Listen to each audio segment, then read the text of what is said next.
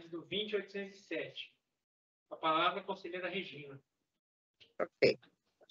Os autos versam sobre o auto de infração e notificação fiscal 032, 023, 510, 000, 54, dígito 7.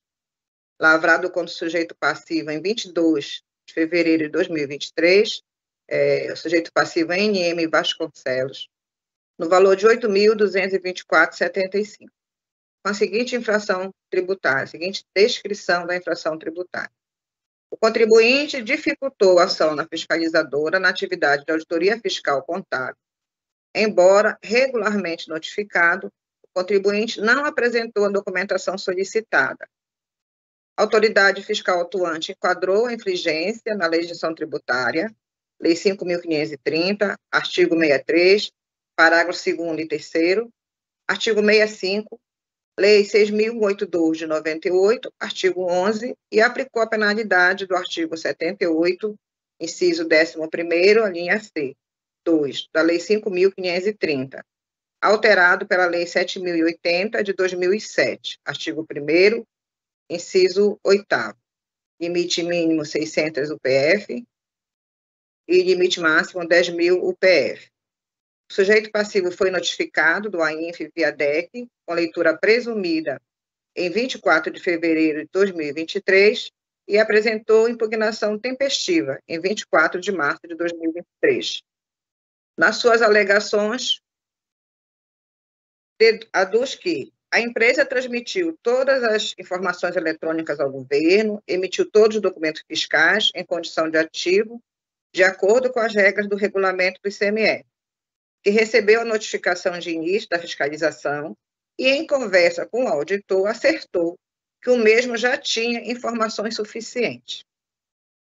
Não há qualquer tipo de irregularidade do ponto de vista da geração das obrigações tributárias, ora vista que cumpriu com suas obrigações principais e acessórias. E alega que não há fundamentação para a atuação, pois a empresa emitiu todos os documentos fiscais em condição de ativo regular, conforme regras do regulamento do ICMS Pará, assim como calculou todos os pagamentos de ICMS antecipado especial, conforme o artigo 114-E, obedecendo à legislação, que tem todas as operações registradas em seus livros contábeis, livros fiscais e declarações estaduais. Protesta pela produção de toda e qualquer prova admitida em direito. Por fim, solicita a nulidade do AINF, por conta do fiscal já possuir informações suficientes para fazer seu trabalho, e que a descrição fática da matéria tributável deve estar em consonância com as provas acostadas no expediente. É o que conseguiu fazer o fiscal no seu trabalho normalmente. Os autos foram encaminhados para a julgadoria de primeira instância e distribuídos para julgamento. O julgador singular analisou todas as alegações da defesa apresentada e decidiu pela procedência do AINF e do crédito tributário. O julgador de primeira instância, em preliminar, refutou as alegações de vícios que impostam a nulidade do lançamento do crédito tributário constante do AINF, de acordo com as disposições contidas no artigo 71 da Lei 6.082 de 98, considerando terem sido atendidos os requisitos formais e materiais previstos no artigo 12 da mesma lei, não constando nos autos quaisquer elementos que indiquem prejuízo ou contraditória à ampla defesa. Quanto ao pedido de produção de provas ou de juntadas destas, o julgador indeferiu o pedido, ressaltando que a juntada de documentos deveria ser feita quando da impugnação, precluindo o direito do impugnante de fazê-lo em outro momento, que é a regra do parágrafo 2º do artigo 21 da Lei 6.082 de 98. Quanto ao mérito, as alegações do sujeito passivo que, em conversa com o auditor fiscal, acertou que o mesmo já tinha informações suficientes e a empresa transmitiu todas as informações eletrônicas ao governo e emitiu todos os documentos, não anula sua obrigação acessória de apresentar seus arquivos EFD, independente de serem transmitidos, na medida em que há uma notificação fiscal, solicitando o documento ainda e de forma digital, que não paira dúvidas de que o não cumprimento desta obrigação acessória dificultou a ação da fiscalização, gerando o embaraço. Intimada da decisão singular, a autuada foi notificada via DEC, considerando-se leitura presumida em 7 de agosto de 2023, por via postal, interpôs recurso voluntário em 4 de 9 de 2022, reforçando os mesmos argumentos trazidos em sede de impugnação. Acrescentou que, conforme estabelecido no inciso 2º do artigo 14 da Lei Complementar Estadual, o contribuinte tem proteção quanto ao abuso do poder de cobrança de tributos. Na forma regimental, os autos foram encaminhados à conselheira relatora, com dispensa do parecer da Procuradoria-Geral do Estado. É o relatório, presidente. Obrigado, conselheira. Com a palavra, o presidente parecer da PGE. Não, pode estar. Dispensa do parecer da PGE. Podemos dar início à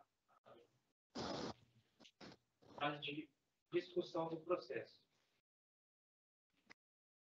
Ao que parece, o sujeito passivo foi notificado para que apresentasse a escrituração fiscal digital. Teve essa notificação não atendida pelo sujeito passivo. O auditor fiscal, entendendo que seria necessário a leitura da sua fiscalização, da sua ordem de serviço, lavrou esse auto de embargo, alegando que a não apresentação teria dificultado o trabalho da fiscalização. Correto, conselheiro? Sim, correto. Tem mais algum elemento, conselheira Regina, que é interessante de chamar a atenção nesse processo? Não, é importante dizer que houve a notificação, solicitando essa documentação, as documentações necessárias, que não foi atendida, e o contribuinte tinha o momento da impugnação para anexar e fazer prova das suas alegações. Então, ele não anexa nada na impugnação. Tem algumas alegações, mas não traz nenhum elemento de contraprova do que ele alega na impugnação. Então, o jogador de primeira instância entendeu que ele precluiu o direito dele, teve a notificação, não apresentou, ainda assim tinha impugnação para anexar alguma contraprova e não o fez. Entendi.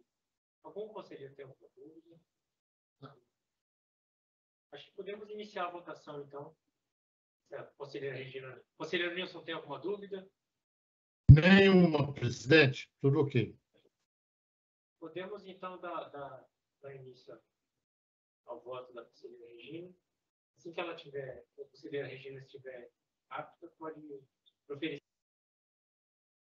Então, está comprovado nos autos que houve uma dificultou a ação da fiscalização, embora ele peça que a produção de prova ele deixou de fazer no momento oportuno, que seria a impugnação. Então, o meu voto é pelo conhecimento e improvimento do recurso voluntário. Muito obrigado, conselheira Regina. Como vota o conselheiro Nilson? Eu acompanho o voto da conselheira relatora. Muito obrigado, conselheiro Nilson. Como vota o conselheiro Marcos Nazareno? Acompanho o relator. Obrigado, conselheiro Marcos Nazareno. Eu também vou acompanhá-la pelo conhecimento e improvimento do recurso. Acredito que a gente pode fazer a leitura das emendas no final. Ok. Poderia dispensar o doutor Galhardo. Podemos dar sequência. Conselheira Regina, tem alguma ordem de preferência dos próximos... 805, presidente. Ok, então vamos agora seguir na nossa pauta. Análise do recurso 20.805. Relatoria conselheira Regina. Eu acho que não houve parecer da Procuradoria. Só conferir aqui. Ok. Com a palavra, conselheira Regina. Obrigada, presidente. Os autos diversos sobre o auto de infração e notificação fiscal 032, 023, 510, 00, 053, dígito 9. Em 22 de 2 de 2023, o sujeito passivo é NM Vasconcelos, com a seguinte descrição da infração tributária. O contribuinte utilizou crédito não revestido das formalidades previstas na legislação tributária. O contribuinte fez uso de crédito referente às entradas da competência 8 de 2022. Entretanto, não procedeu à respectiva escrituração fiscal. Foi enquadrado na legislação tributária, na Lei 5.530, artigo 47, caput, e aplicou a penalidade do artigo 78, inciso 2, letra D. Lei 5.530, 89, com a nova redação dada pela Lei 8.877, de 2019. 80% do crédito não estornado. O sujeito passivo foi notificado em 24 de março, em 24 de fevereiro, e apresentou impugnação em 24 de março de 2023. As mesmas alegações lidas no processo anterior, né? Ele afirma que fez a escrituração nesse período de agosto de 2022, que não há qualquer tipo de irregularidade do ponto de vista da geração das obrigações tributárias, que não há fundamento, né, pois alega que emitiu todos os documentos fiscais, pede a produção de prova, que não o fez à época da notificação nem da impugnação, e solicita a nulidade do AINF. Então, o julgador de primeira instância decidiu pela procedência do AINF e do crédito tributário, né, refutou as alegações de vício e de nulidade do processo, rejeitou o pedido de produção de provas, né, por conta do tempo e do período já decorrido, e quanto ao mérito, neste caso, ele refutou as alegações do sujeito passivo, que além de desprovidas de provas, já que todos esses autos aqui não têm alegações, mas nenhuma documentação anexa, além de desprovidas de prova, não se sustenta aos dados que foram extraídos da DIEF.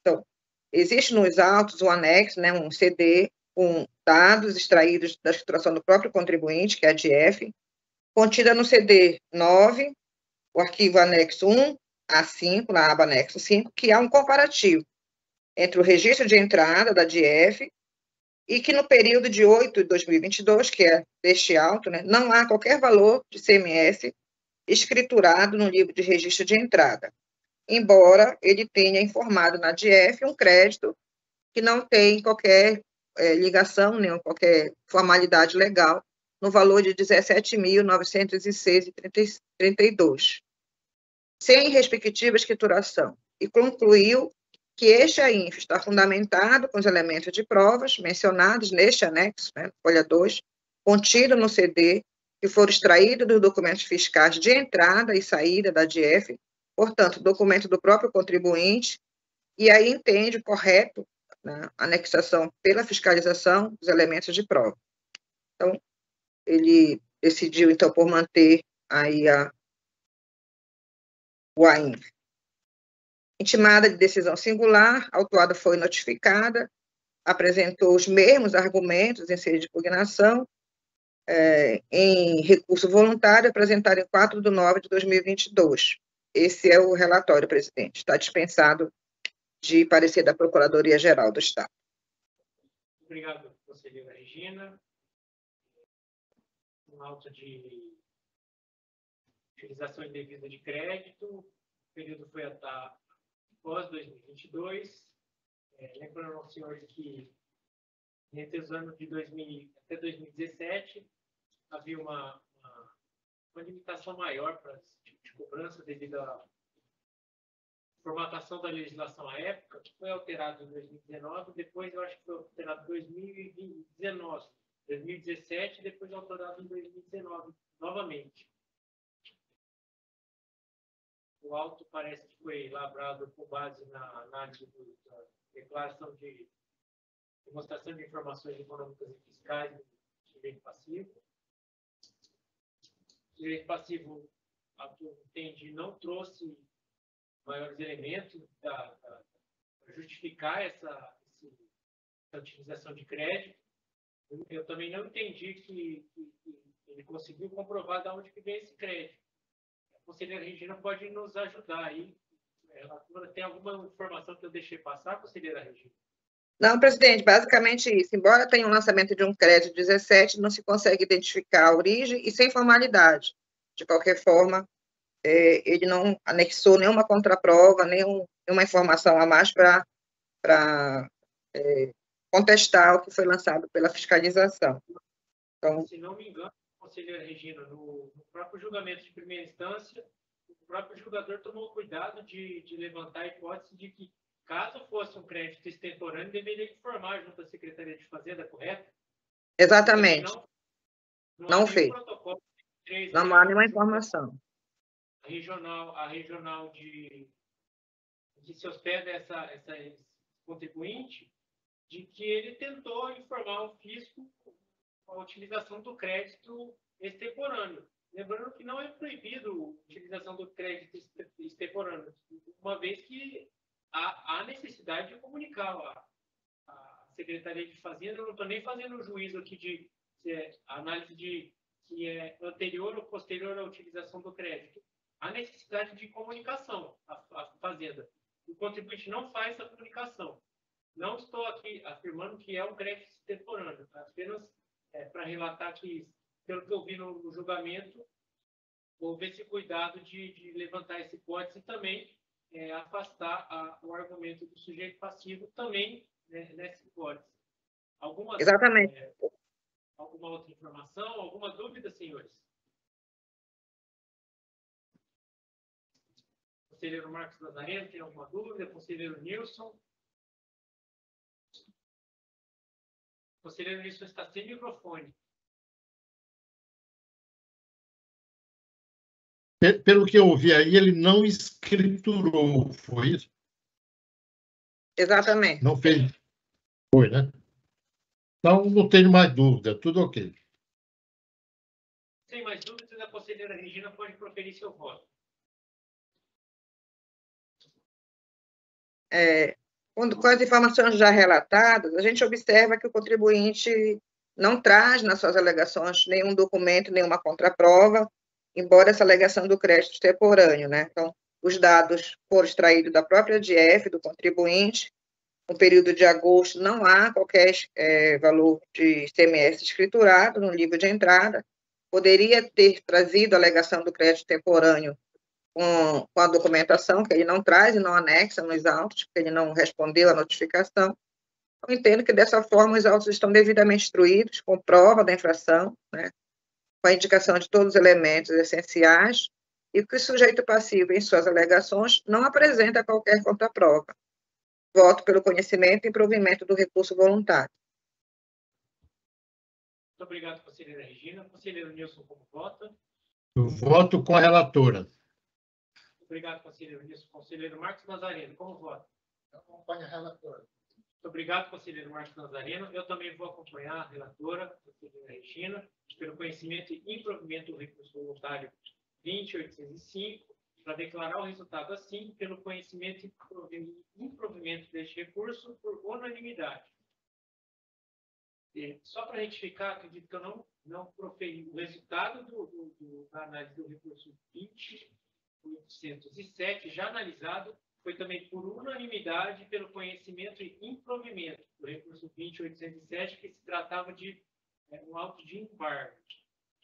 Conselheira Regina, podemos seguir a pauta? Tem alguma versão? Temos ainda o 20.809 e o 20.811 para analisar. Tem alguma preferência?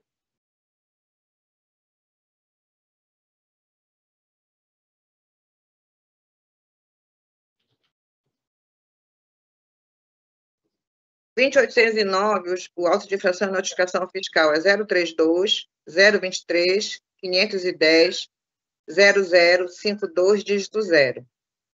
O valor de 21.124,15. E a infração tributária é o seguinte: o contribuinte omitiu, no arquivo digital da FD, escrituração fiscal digital, dados ou informações exigidas pela legislação tributária vigente. O contribuinte omitiu, no livro de registro de saídas da escrituração fiscal FD, das competências compreendidas de 1 a 6 de 2022, documentos fiscais eletrônicos da DFE relativo a operações de saídas de mercadorias realizadas.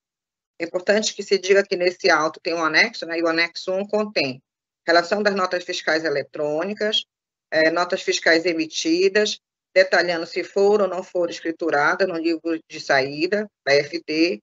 Por sua vez, o anexo 2 lista as notas fiscais do consumidor eletrônicas, neste sentido, para confirmar se os documentos fiscais de saída foram escriturados pelo contribuinte, verificou-se se havia alguma correspondência com as chaves, né, do acesso das notas fiscais no livro registro de saída. Por fim, na tabela do anexo 4, apresenta-se mês a mês a soma-se dos valores não escriturados, de forma que se faça o lançamento do auto de infração. Então, a autoridade fiscal atuante enquadrou a infringência na legislação tributária, Lei 5.530 de 89, artigo 65, artigo 389-A, parágrafo 3º, artigo 389-C, artigo 491, inciso 4º, artigo 494, parágrafo 2º e 4º, e o artigo 506, com ajuste CNF número 02/2009. Cláusula 1ª, parágrafo 3º, inciso 2º.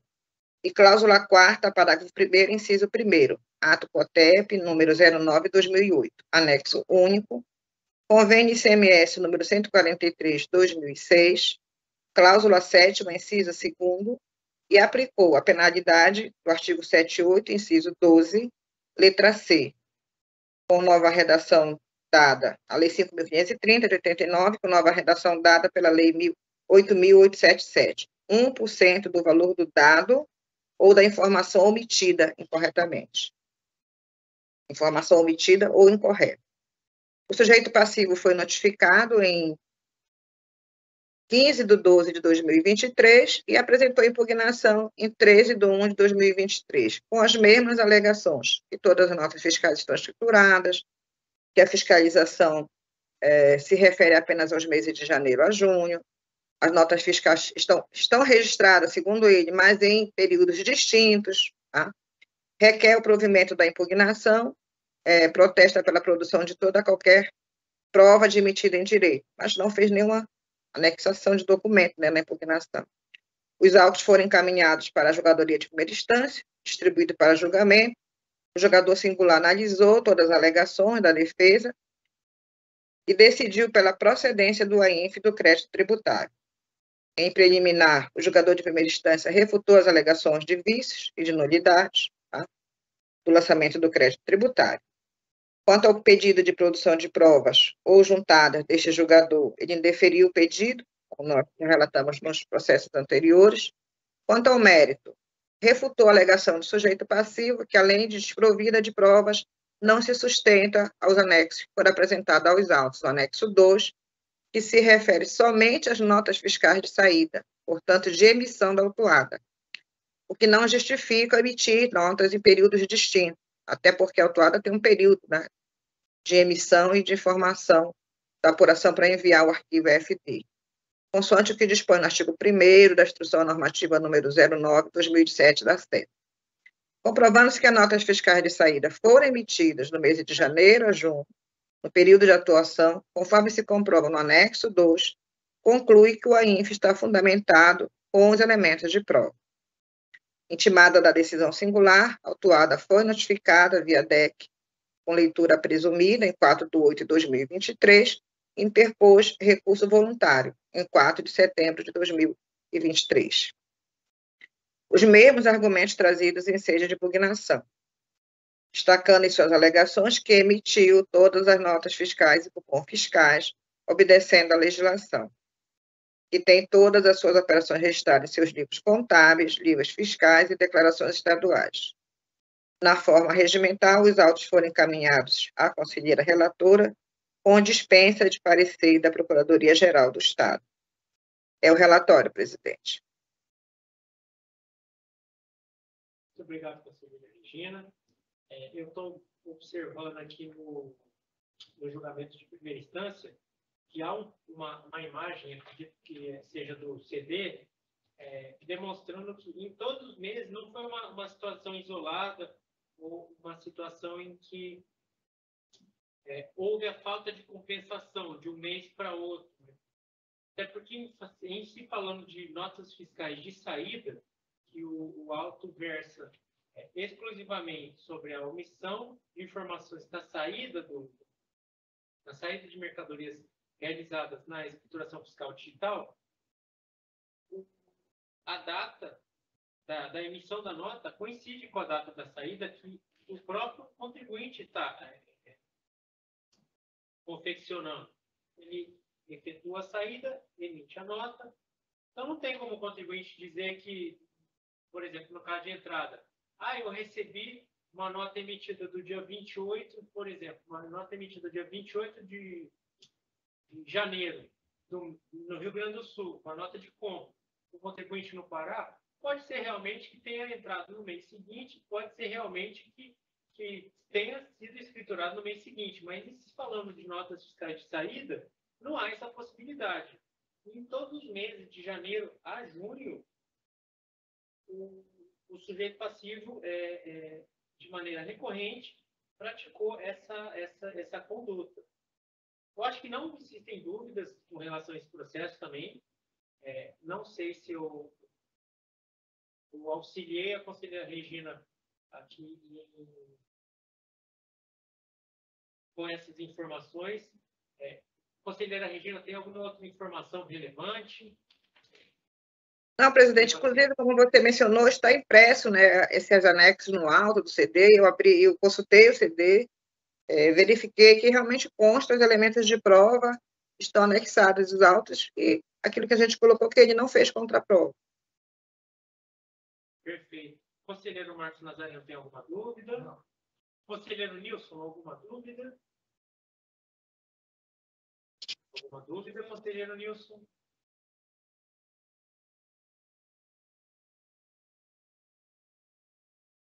Aguardando a resposta. Conselheiro Nilson, tem alguma dúvida sobre o processo, o recurso 20.809?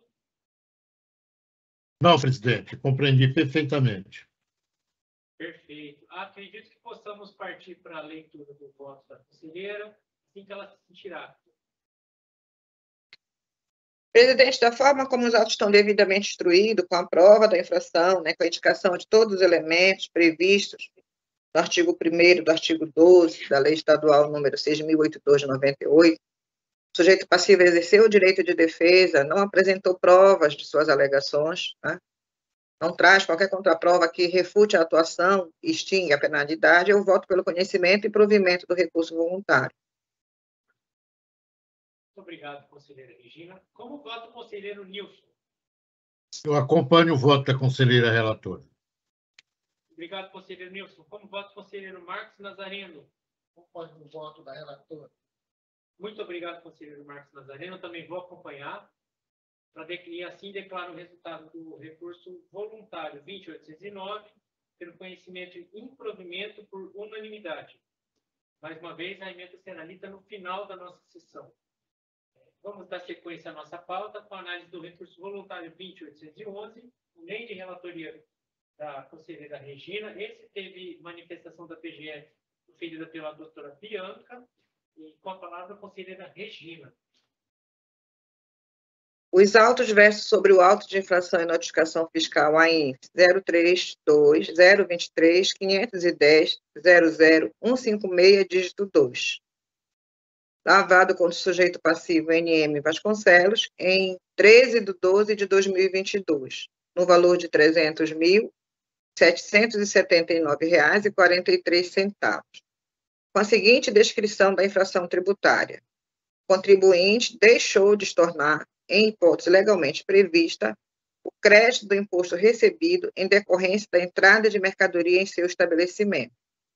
O contribuinte não efetivou o estorno do crédito que foram apropriados na entrada, devido pelas saídas destinadas às suas filiais. Os autos contêm o anexo 1, contém relação de notas fiscais eletrônicas de entradas, que tem o sujeito passivo como destinatário, demonstrando os valores dos créditos apropriados em determinado período. Por sua vez, o anexo 2 lista as notas fiscais de saídas, emitida entre janeiro a junho. Ademais, está detalhado no anexo 3 os produtos transferidos para filiais e os valores de crédito apropriado nas entradas de produtos similares. Nesse sentido, visando demonstrar a não realização de estorno no período, no anexo 4, se encontra o resumo das DIEFs declaradas de janeiro a junho. Por fim, nas informações do anexo 4, apresentam-se relativo ao período de referência os valores totais dos produtos enviados para as filiais, a alíquota média usada para cálculo do crédito a ser estornado e o valor a ser estornado.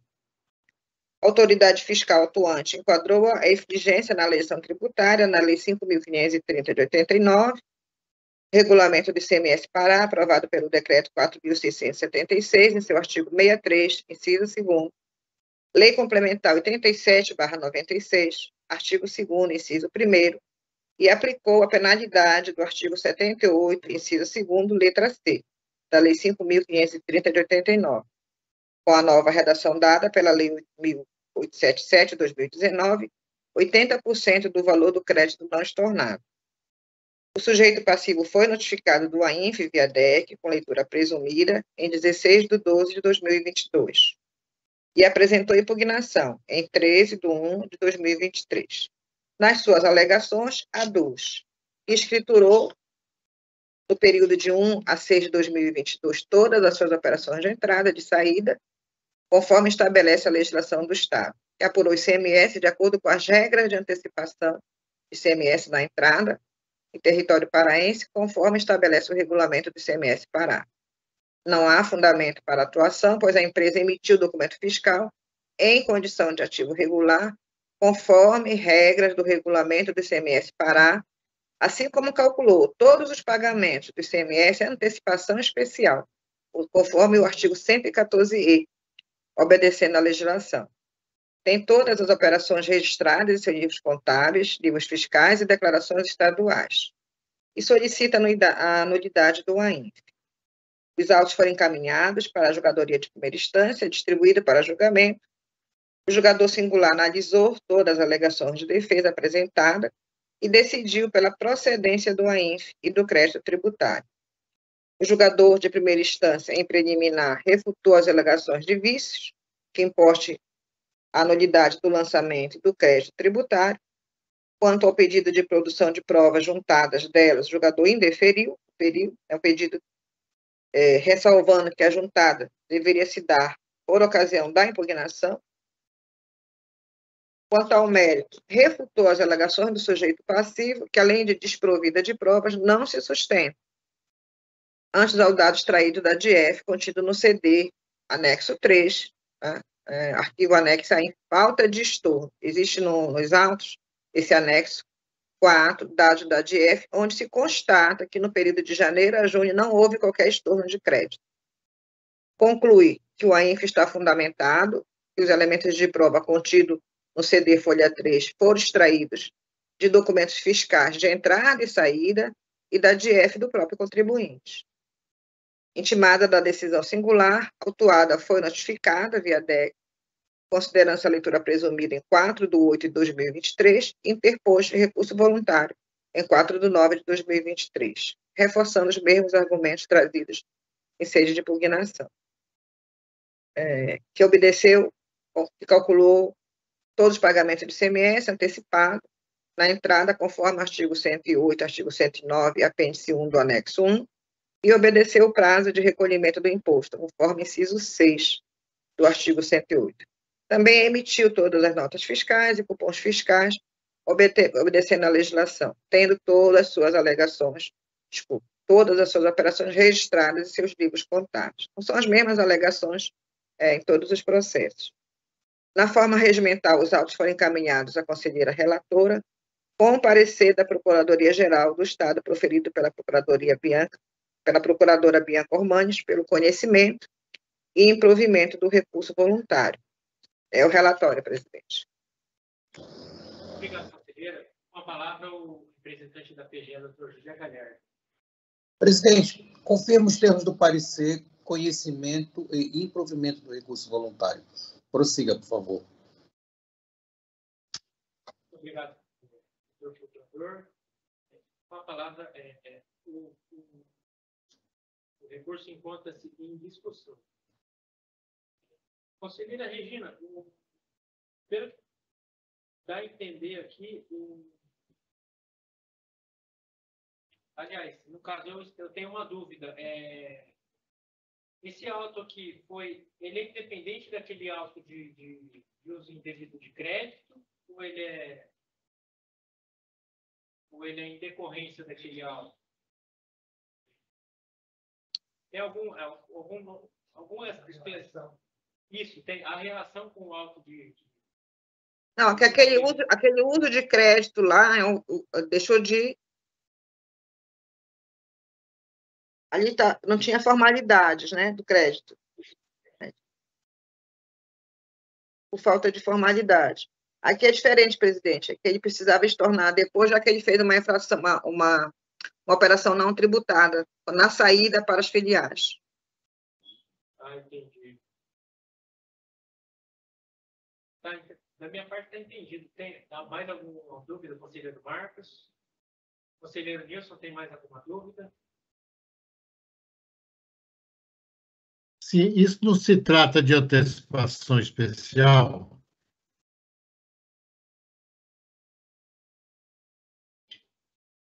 De acordo com o que eu percebi nos autos, conselheiro Nilson, ele tinha o crédito, mas na saída subsequente, como é uma operação não tributada, que é uma saída para a filial, ele precisava fazer o estorno de crédito. ele não fez transferência, foi saída. Não, é uma saída para as filiais, considera-se não tributada, né? No momento que não é tributada, ele tem que estornar o crédito da entrada. Ok, conselheiro, obrigado. Só tentando dar uma última finalizada aqui. Só para finalizar minhas dúvidas, conselheira Regina, dá para identificar se essas filiais são situadas no estado do Pará ou em outros estados? Não estou verificando os autos aqui, presidente.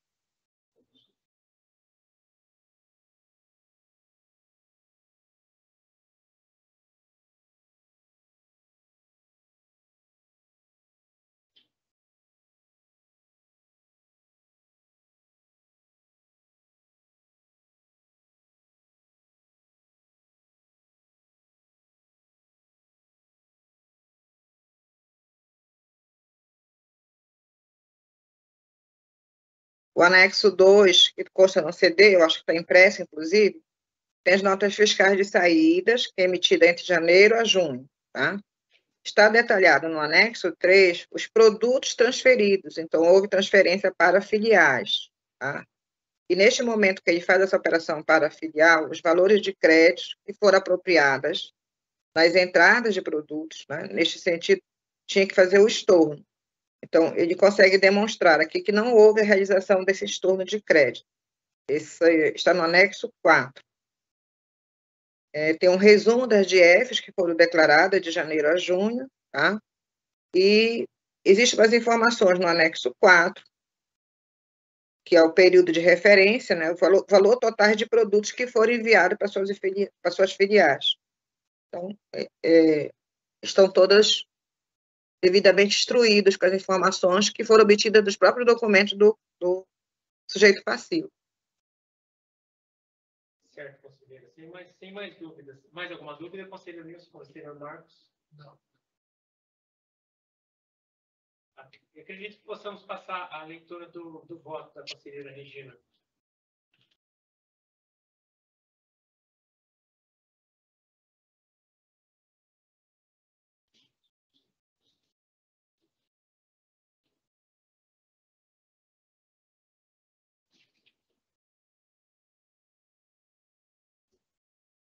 Conselheira Regina, pode proferir.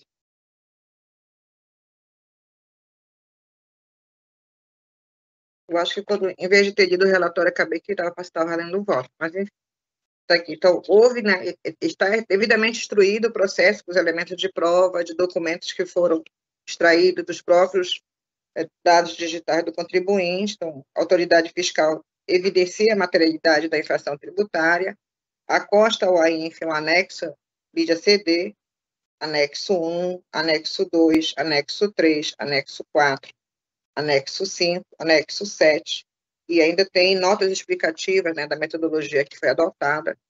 Todos os dados foram extraídos da DIEF, contidos no CD, no anexo, na folha 3, O arquivo anexo à INF, falta de estorno, consta na aba do anexo 4, dados que foram extraídos da DIEF, onde se encontra o período de janeiro a junho. E lá, por esses dados que foram extraídos, não consta qualquer estorno.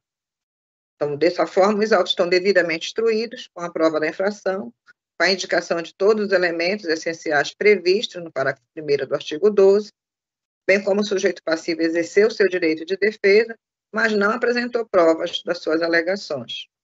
Não apresenta qualquer contraprova que pudesse refutar a atuação e extinguir a penalidade aplicada. Eu voto pelo conhecimento e provimento do recurso voluntário. Muito obrigado, conselheira Regina. Como vota o conselheiro Nilson? Eu acompanho o voto da relatora. Muito obrigado, conselheiro Nilson. Como vota o conselheiro Marcos Nazareno? Acompanho o voto da relatora. Muito obrigado, conselheiro Marcos. Eu também vou acompanhar. Então, declaro o resultado do recurso voluntário 20.811 por unanimidade pelo conhecimento e improvimento do recurso. Por derradeiro, vamos à análise do